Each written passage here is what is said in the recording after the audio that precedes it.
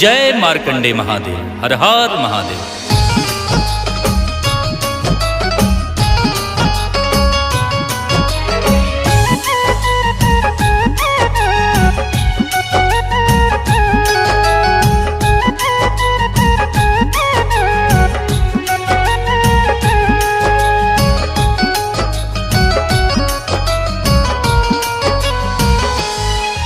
उसे काल नहीं छू पाता है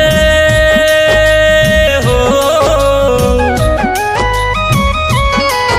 उसे काल नहीं छू पाता है। महाकाल से लौ जो लगाया, एक बाल भगत को शिव ने मार्कंडे ऋषि बनाया।